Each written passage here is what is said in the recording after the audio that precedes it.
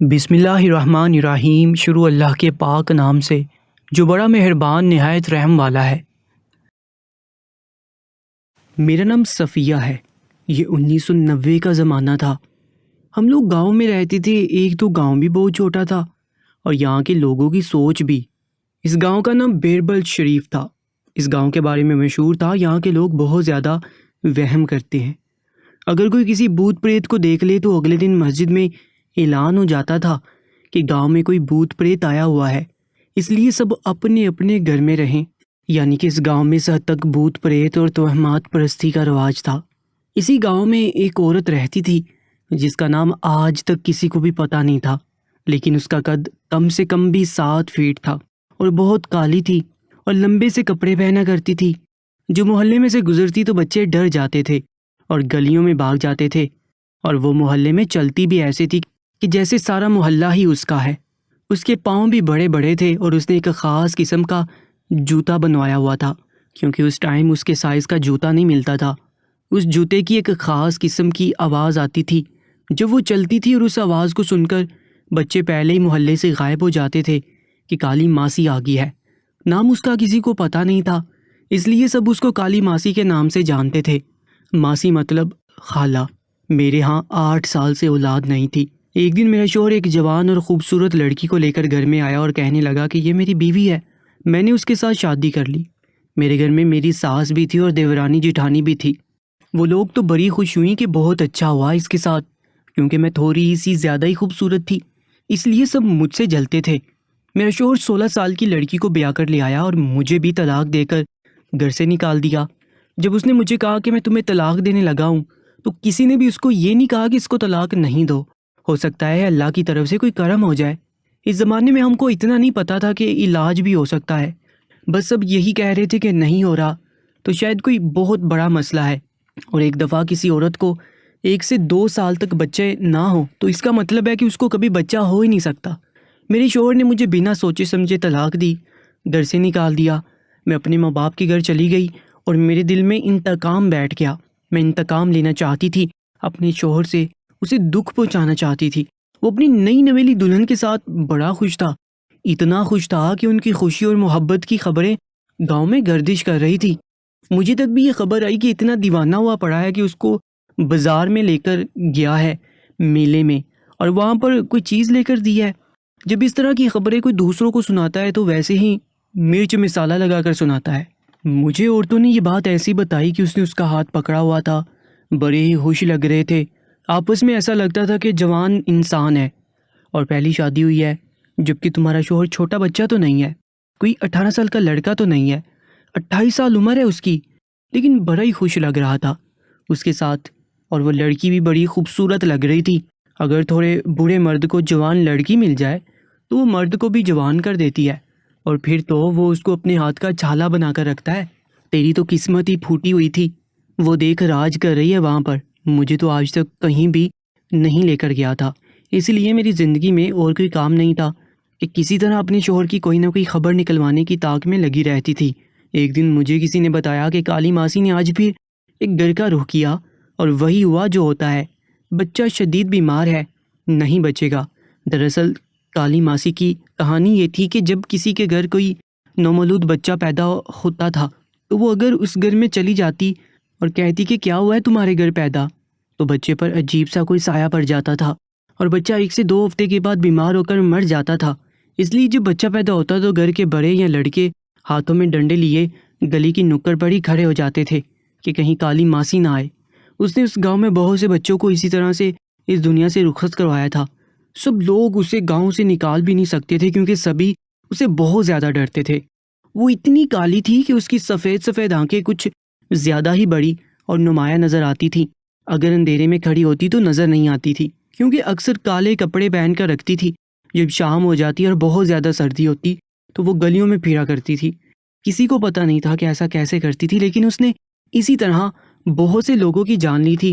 ویسے تو کہتے ہیں کہ نظر اور حسد بہک ہے اور ہو جاتا ہے، لیکن اس کا کسی کے ساتھ کیا حسد بنتا ہے جب وہ کسی کو جانتی بھی نہیں تھی؟ اور نظر تو تب لگتی ہے نا کہ جب وہ بچے کو دیکھتی نہیں تھی۔ بس کہتے ہیں کہ اگر اس کی آواز بچے کے کان تک پہنچ جاتی پھر بچہ بیمار ہو کے مر جاتا تھا۔ سب لوگ اس سے ڈرتے تھے۔ کیوں سمجھ لے کہ ہمارے گاؤں میں کالی ماسی ایک چلتا پھرتا پریت تھی جس سے سب لوگ ڈرتے تھے اور اس کے بارے میں کچھ کر بھی نہیں سکتے تھے۔ لیکن پتہ نہیں وہ یہ سب کچھ کرتی کیسے تھی۔ ٹھیک ہے چلو ہوگا کوئی راز، لوگ کہتے تھے کہ جادو کرنی ہے اور ہم نے اس سے عمل بھی کروایا ہے، اور یہ صرف برے عمل ہی کرتی تھی، کوئی بھی اچھا عمل نہیں کرتی تھی۔ اچھے عمل سے مطلب کہ کسی کی شادی نہیں ہو رہی تو اس کو کچھ ایسا بتا دے کہ اس کی شادی جلدی ہو جائے۔ ہمیشہ ایسی خطرناک جادو کیا کرتی تھی کہ کسی کو طلاق کروانی ہے یا کسی کی جان لینی ہے یا کسی کا کاروبار ختم کروانا ہے، لیکن وہ کبھی بھی یہ بات مانتی نہیں تھی۔ وہ کہتی تھی کہ وہ کوئی جادو نہیں کرتی ہے۔ اس کا گھر بھی گاؤں سے کافی دور قبرستان کے پاس تھا اور وہاں پر وہ رہتی تھی۔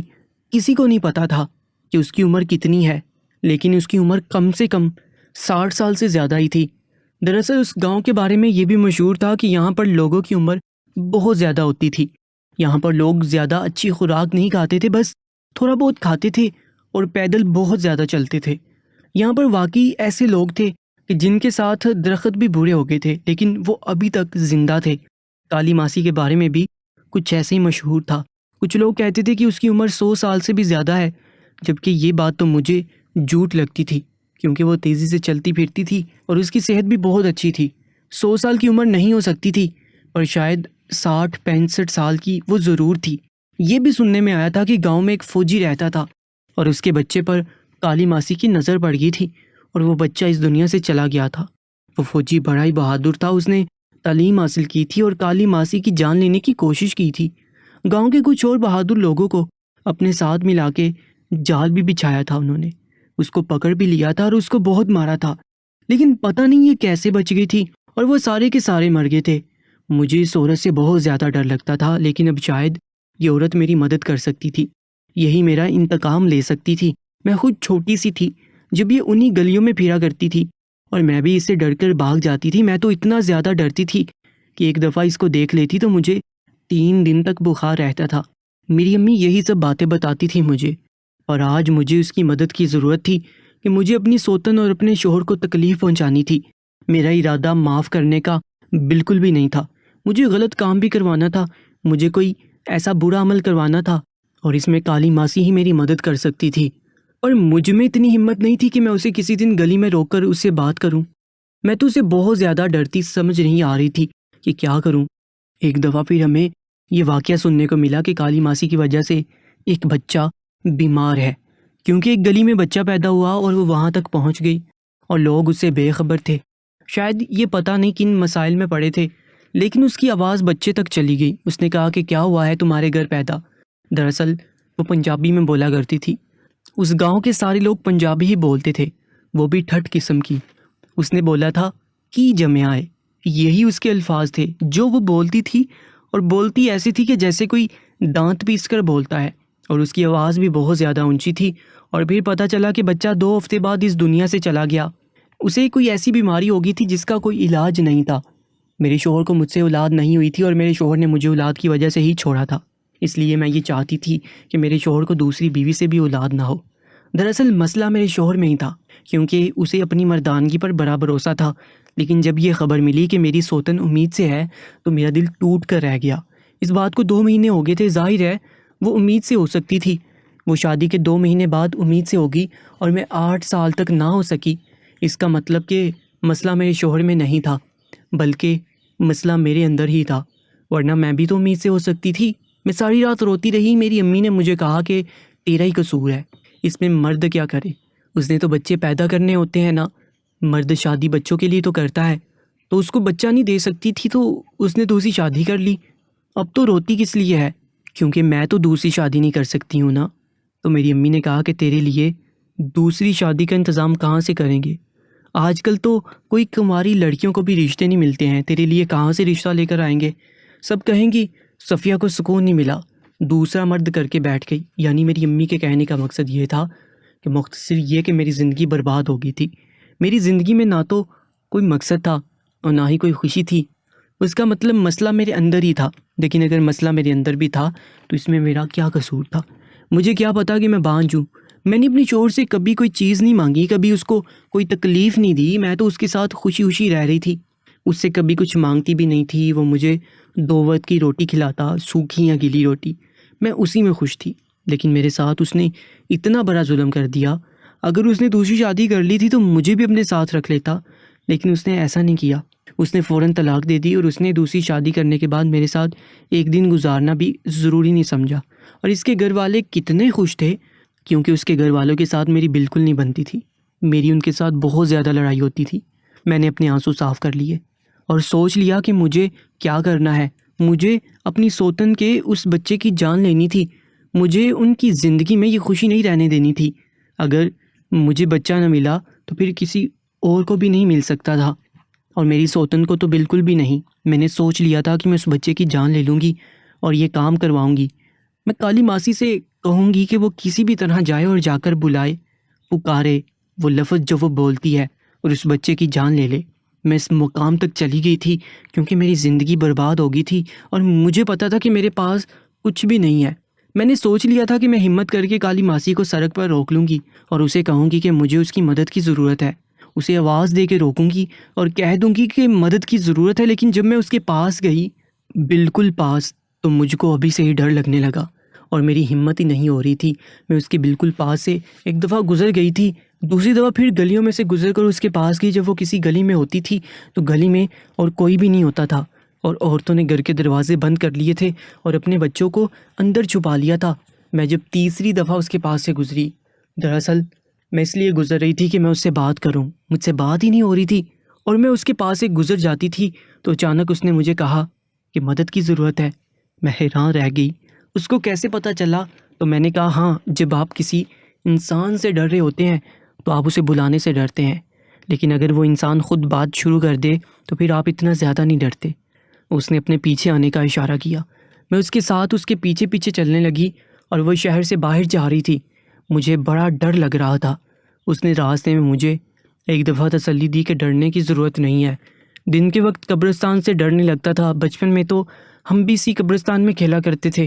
وہ مجھے اپنے گھر میں لے گئی، اس کا گھر گھر کہنے کے قابل نہیں تھا، عجیب تھا، دیوار نہیں تھی اور اس پہ کالے کالے کپڑے ڈالے ہوئے تھے اور 2 کمروں کے دروازے نظر آ رہے تھے، لیکن کمرے بند تھے۔ اس نے مجھے صحن میں بٹھایا، مجھ سے پوچھا کہ کیا بات ہے، تو میں نے اس کو ساری بات بتا دی۔ میرے شوہر کا اور اس کی دوسری بیوی کا بھی پوچھا اور مجھ سے میری ماں کا بھی نام پوچھا۔ اس نے کہا کہ اچھا تو بدلہ لینا چاہتی ہے۔ میں نے کہا کہ ہاں، میں بدلہ لینا چاہتی ہوں، اس نے میری زندگی برباد کر دی ہے۔ اس نے مجھے اشارہ کیا کہ تیرا کام ہو جائے گا اور میں وہاں سے چلی گئی۔ اب میں خوش تھی کہ جس پر میرا شوہر اترا رہا ہے وہ خواہش پوری نہیں ہوگی۔ اس گاؤں میں تو یہ بھی مشہور تھا کہ اگر ایک دفعہ کسی عورت کا بچہ مر جاتا تو پھر دوبارہ اس کا بچہ نہیں ہوتا تھا، کیونکہ اس پر کالی ماسی کا اثر پڑ جاتا تھا۔ کہتے تھے کہ عورت کی کوکھ پر اثر پڑ گیا ہے اور ابھی تک جس کے بھی بچے کو کالی ماسی نے مارا تھا اس کے ہاں دوبارہ حمل نہیں ہوا تھا۔ اس کا مطلب کہ وہ عورت ہمیشہ کے لیے بانجھ ہو جاتی ہے۔ پر کیا میرا شوہر اس کو بھی چھوڑ دیتا؟ اور اگر چھوڑ دیتا تو میرا بدلہ پورا ہو جاتا۔ دل میں کوئی ملال نہیں تھا، میں جو کر رہی تھی بالکل ٹھیک کر رہی تھی، ایسا ہی محسوس کر رہی تھی۔ اس طرح وقت گزر گیا، پتہ ہی نہ چلا، اور پھر مجھے خبر مل گئی اس کو درد شروع ہو گیا ہے۔ میں بھی تیار بیٹھی تھی کہ آج میرے شوہر کا غرور مٹی میں مل جائے گا، لیکن جب مجھے یہ بات پتہ چلی کہ کالی ماسی تو وہاں پر گئی ہی نہیں اور اس کا بچہ بالکل صحیح سلامت ہے، تو میں حیران و پریشان رہ گئی، کیونکہ اب بات میرے بدلے کی تھی اور میں بہت زیادہ غصے میں تھی۔ اس لیے کالی ماسی کے گھر چلی گئی۔ گھر میں گئی تو وہ سامنے ہی بیٹھی تھی۔ اس کو دیکھ کر میں تھوڑا سا ڈر گئی، کیونکہ پھر اس نے مجھے اندر آنے کو کہا اور میں نے کہا کہ آج کے دن تم نے جانا تھا، تم یہاں کیوں بیٹھی ہو؟ آ بھی جاؤ، ابھی بھی وقت ہے۔ تو اس نے کہا کہ نہیں، میں نہیں جا سکتی۔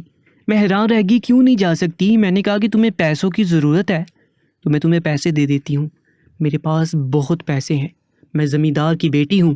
اس نے کہا کہ پیسوں کی بات نہیں ہے، لیکن میں اس بچی کے بچے کو نہیں مار سکتی۔ میں نے کہا کہ یہ تم کیا کہہ رہی ہو؟ جس نے اس گاؤں میں پتہ نہیں کتنے بچوں کو مارا ہے اور آج تم یہ بات کہہ رہی ہو؟ اس کی آنکھوں میں آنسو آ گئے۔ میں حیران رہ گئی کہ اس طرح کے لوگ بھی روتے ہیں۔ تب اس نے مجھے ایک بات بتائی۔ اس نے کہا کہ یہ آج سے 55 سال پہلے کی بات ہے، جب میں اس گاؤں میں بیاہ کر آئی تھی۔ یہ میرا گاؤں نہیں تھا۔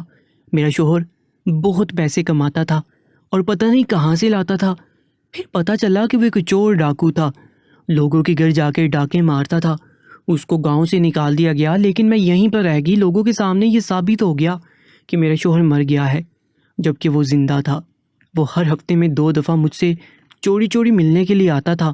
جب میں نے اس کی پہلی اولاد پیدا کی تو گاؤں والوں نے کہا کہ میرا شوہر تو زندہ نہیں ہے، یہ بچہ کس کا ہے؟ مجھ سے میرا بچہ چھین لیا گیا اور اس کو مار دیا گیا۔ میں نے اپنے شوہر کو کہا تھا اسے کوئی پرواہ نہیں تھی کیونکہ وہ چور تھا اور اسے چوریاں کرنے سے ہی مطلب تھا۔ اس کے بعد میرے ہاں 5 بچے پیدا ہوئے، لیکن میرے 5 کے ساتھ یہی سب کچھ کیا گیا۔ مجھ سے میرا بچہ چھین لیتے تھے اور جب میں واپس مانگتی تو کہتے تھے کہ وہ تو ہم نے مار دیا ہے۔